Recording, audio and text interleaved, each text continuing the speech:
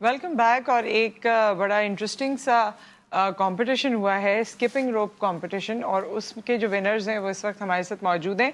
ये नेपाल में होने वाली साउथ एशियन रोप स्किपिंग चैम्पियनशिप है और पाकिस्तान से मुख्तलिफ स्कूल से बच्चे जो हैं उन्होंने इसमें पार्टिसिपेट किया। इसकी डिफरेंट कैटेगरीज हैं, अंडर 10 और अंडर 13। और अच्छी बात यह है जो मैं इसमें देख रही थी कि अब ये स्किपिंग रोप जो टीम है जो यहाँ से सिलेक्ट हुई है, ये अमेरिका जाकर वर्ल्ड जूनियर रोप स्किपिंग चैम्पियनशिप में पार्टिसिपेट कर सकती है। सो इसके विनर्स भी आज हमारे साथ मौजूद हैं। हमारे साथ सबसे पहले जो हैं वो मावरा कामरान मौजूद हैं और फिर उनके बाद वरीशा जवाद मौजूद हैं। अस्सलाम वालेकुम, कैसे हैं आप दोनों? ठीक है, वालेकुम अस्सलाम, मैं ठीक हूँ। बहुत बहुत मुबारक हो, इतने बड़े बड़े माशाल्लाह से आप लोगों ने ये मेडल्स पहने हुए हैं। मैं आपकी तरफ आती हूँ और इनके साथ मौजूद हैं मोहम्मद सलीम साहब जो द चेयरमैन है the graceful grammar high secondary school के, और आपके ही स्कूल की ये तालिब इल्म है। अस्सलाम वालेकुम, आपको भी खुशामदीद कहते हैं। अच्छा, बच्चों के एक्सपीरियंस से पहले ज़रा आपका एक्सपीरियंस, क्योंकि आपके स्कूल के बच्चे इसमें गए हैं कंपटीशन में और हैप्पी होम का एक बच्चा जिस तरह हमें पता चला। सो क्या ये किस तरह आप लोगों ने पार्टिसिपेट किया? क्या ऑलरेडी आप लोग बच्चों को इसकी तरबियत दे रहे थे, फिर कंपटीशन आया, या किस तरीके से ये तमाम चीज़ें मुमकिन हुई? बिस्मिल्लाहिर्रहमानिर्रहीम। सबसे पहले तो GTV का शुक्रिया और आपका शुक्रिया कि आपने जो है वो बच्चों की हौसला अफजाई के लिए यहाँ पे हमें दावत दी। बेसिकली मैं खुद पाकिस्तान रॉप स्किपिंग फेडरेशन में सीनियर वाइस प्रेसिडेंट हूँ। अच्छा। और ये सबसे पहले हमने इस्लामाबाद के अंदर स्टूडेंट्स ओलंपिक करवाए, तो उसके अंदर इस गेम को जो है वो हमने शामिल किया था। ठीक है। बेसिकली वर्ल्ड के अंदर ये गेम 1997 से जो है वो खेला जा रहा है और पाकिस्तान के अंदर हमने इसे 2017 के अंदर जो इसकी फेडरेशन का जो है वो क़याम वजूद के अंदर आया। तो उसके बाद स्टूडेंट ओलंपिक के बाद फिर हमने कराची गेम्स के अंदर जो है उसको शामिल किया। तो उसमें से तकरीबन फिर सिलेक्शन का हमने जब लगाया तो इस्लामाबाद में जो कैंप लगा था उसके अंदर तकरीबन हमने 16 खिलाड़ियों को जो है वो सिलेक्ट किया था। हर सूबे से 4-4 जो है वो बच्चे जो है वो मौजूद थे, पंजाब से, KPK से, आपका बलूचिस्तान से और फिर कराची से।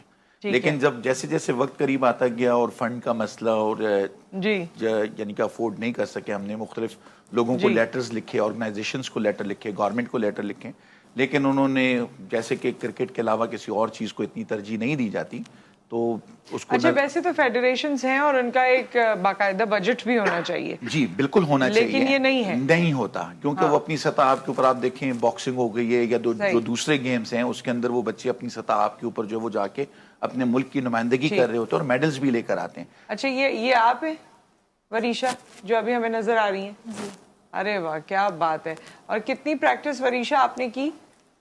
ये घर में करती थी मैं प्रैक्टिस, और 2 दिन हफ्ते में नाज़माबाद भी जाती थी। क्लब था? जी क्लब था, एकेडमी है नाज़माबाद के अंदर, हमारी एकेडमी है। अच्छा, अब क्योंकि ये बच्चे बल्दिया टाउन में रहते हैं। अच्छा, ठीक है, तो जब आने जाने का मसला, फिर आपको पता है कि मसाइल और वसाइल इतने पेरेंट्स के पास नहीं होते, तो 2 दिन हम बाकायदा तौर के ऊपर जो हमारे इंस्ट्रक्टर्स या कोचेज आते थे वो उनको नाज़माबाद एकेडमी के अंदर जो वो ट्रेनिंग्स देते थे, और बाकी फिर ये अपने स्कूल के अंदर या घर के अंदर जो है वो खुद भी ट्रेनिंग जो है वो करते रहते थे। अच्छा, सो बताइए जी वरीशा, सो आपने ये कितनी देर प्रैक्टिस की, क्या क्या किया, किस चीज का ख्याल रखा ताकि और बच्चे अगर वो ये करना चाहें तो उनको भी समझ आए? मैं चाहती हूँ कि ये हम इस गेम को ना और भी अच्छा करें, इम्प्रूव करें और ये वापस आए। ये वापस आपने क्या किया ये बताएं, आपने क्या क्या किया था? आपने तैयारी की थी इसकी? जी, मेरे पापा भी तैयारी कराते थे घर में। कितनी देर आप करती थी ये रोप स्किपिंग? स्टडी भी होती थी तो 2 घंटे स्टडी करते थे और फिर 2 घंटे प्रैक्टिस करते थे। ओके, आप 8th क्लास में, अभी 9th में जाएंगी, सही। तो ये यहाँ पर डर लगा था आपको कंपटीशन से पहले जो हो रहा होता है, एक थोड़ी परेशानी सी हो रही होती है, वो हो रही थी? नहीं, वैसे थोड़ी सी हो रही थी और बस अल्लाह पे भरोसा किया होता कि अल्लाह सब कुछ। बेशक। आप वैसे रोप स्किपिंग के टाइम तो बहुत कॉन्फिडेंट नजर आ रही हैं। आप बताइए भाई मावरा, आप बताइए आपका कैसा एक्सपीरियंस रहा? मेरा बहुत अच्छा एक्सपीरियंस रहा। वहाँ की नेपाली के जो लोग होते हैं वो भी बहुत ज़्यादा फ्रेंडली होते हैं। अच्छा, बहुत ज़्यादा फ्रेंडली होते हैं। आपको कैसे लगा कि वो फ्रेंडली हैं? क्योंकि जब हम लोग, जैसे हमारे जो नीचे शेफ थी होटल की, वो भी बहुत अच्छी थी।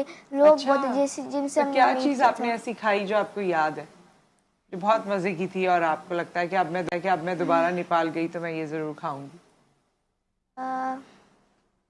وہ نام نہیں آتا. اچھا نام ویسے کوئی کھانے اچھے لگے لیکن آپ کو ہاں مزے. اچھے لگیں گے. شیف کا ذکر کیا نا آپ نے تو میں نے کہا چلیں شاید کوئی کھانا بھی آپ کو یاد ہو. اچھا سو آپ کا جب کمپٹیشن ہو رہا تھا, جب آپ کی ٹرن تھی, تو آپ کو کوئی ڈر لگا تھا یا جو باقی وہاں کنٹینڈرز تھے ان سے کوئی آپ کو لگ رہا تھا کہ یہ زیادہ اچھا کر رہا ہے, میں پتہ نہیں کر پاؤں گی یا جب نہیں؟ پریکٹس کا دن تھا تو اس کے اندر مجھے ڈر لگ رہا تھا, کیونکہ جو انڈیا کی ٹیم کو دیکھ کے میں تھوڑا سا گھبرا گئی تھی. لیکن پھر جو میری کوچ تھی ان نے مجھے بہت زیادہ ہمت دی, کہتی ہیں کہ آپ کو جو آتے بس آپ کرو, آپ کو میڈل مل جائے گا.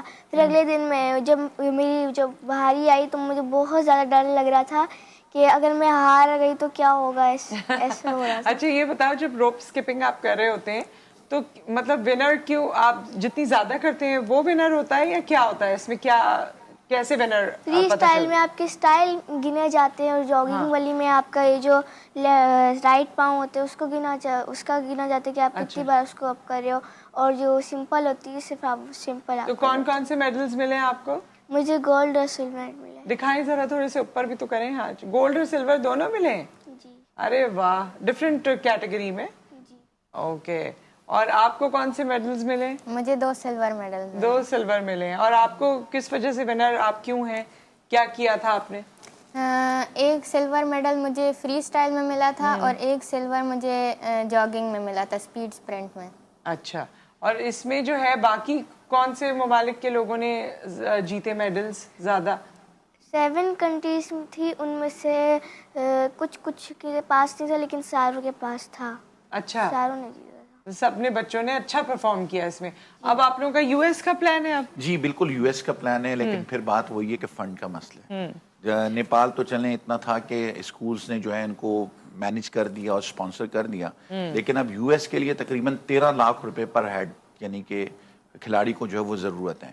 اور پھر ابھی کوشش کر رہی ہے فیڈریشنز, ہم نے لیٹرز بھی لکھے ہوئے ہیں بہت سی جگہوں کے اوپر, لیکن ابھی تک ہمیں سرکاری سطح کے اوپر وہ جو ہے وہ رسپانس نہیں مل رہا, جس سے کیونکہ دیکھیں ہم اپنی یوتھ کے اوپر کام کر رہے ہیں. آج اگر ہم ان بچوں کے اوپر ہاتھ رکھیں گے تو آگے 10 سال تک یہ پاکستان کا نام جو ہے وہ روشن کر سکتے ہیں.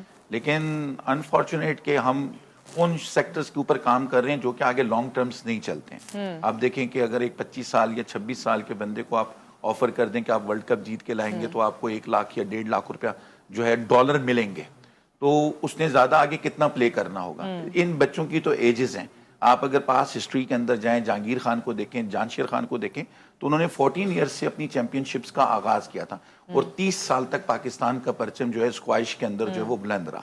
دنیا کا کوئی دوسرا ملک جو ہے انہیں بھی.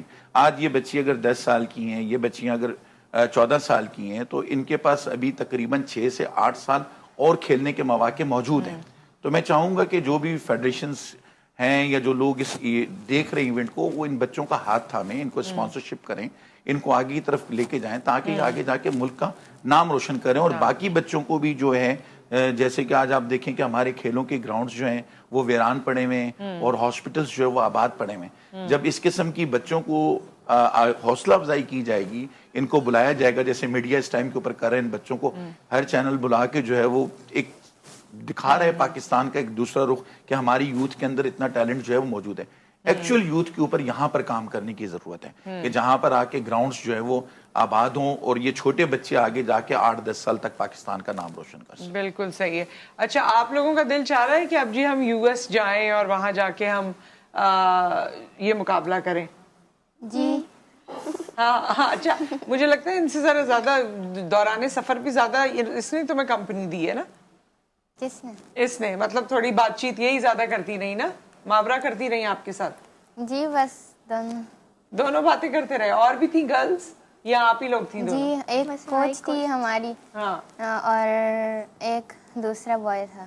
اچھا, کیونکہ 5 کلاس میں اور ایک 8 کلاس میں تو وہ ڈفرینس تو ہے, لیکن سفر میں مجھے لگتا ہے آپ لوگوں کی یہ جرنی میں دوستی ہو گئی.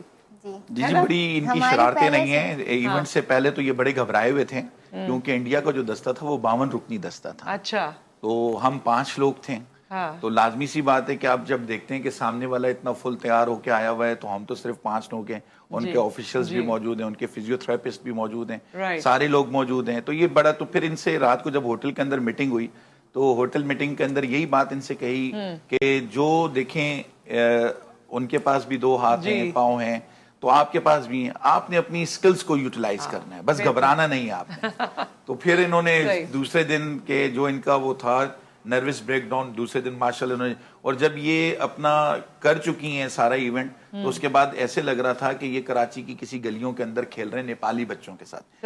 نیپالی جو بچے تھے وہ ان کے ساتھ اتنا فرینڈلی ہو گئے تھے کہ پھر ہمیں انہیں ڈھونڈنا پڑتا تھا کہ اسٹیڈیم کے کس کارنر کے اوپر ہیں, آئیں اور اپنا میڈل جو ہے وہ ریسیو. چلیں, یہ تو بہت اچھی کامیابی ہے اور اس نے اور دروازے بھی کھولے. آئی ہوپ کہ آپ کے جتنے کنسرنز ہیں ان کو بھی اگر کوئی سنتا ہے اور ریکٹیفائی کرتا ہے تو بہت اچھی بات ہے. ویسے تو وہی بات ہے کہ ہمارے یہاں ایک دو اسپورٹس پہ ہی ذرا زیادہ توجہ ہوتی ہے, اس کے علاوہ نیشنل اسپورٹ بھی ہماری جو ہے اس پہ بھی کوئی خاص, جبکہ انہوں نے بڑا کارنامہ پچھلے دنوں کیا. خیر, سو تھینک یو سو مچ ونیشا اور مابرا, آپ دونوں یہاں موجود رہیں, اور بہت بہت آپ کو مبارک ہو, آپ کی فیملیز کو مبارک ہو, اور اللہ کرے آگے بھی آپ اسی طرح ترقی حاصل کریں. اینڈ تھینک یو سو مچ. اور آپ نے جو کاوش اور یہ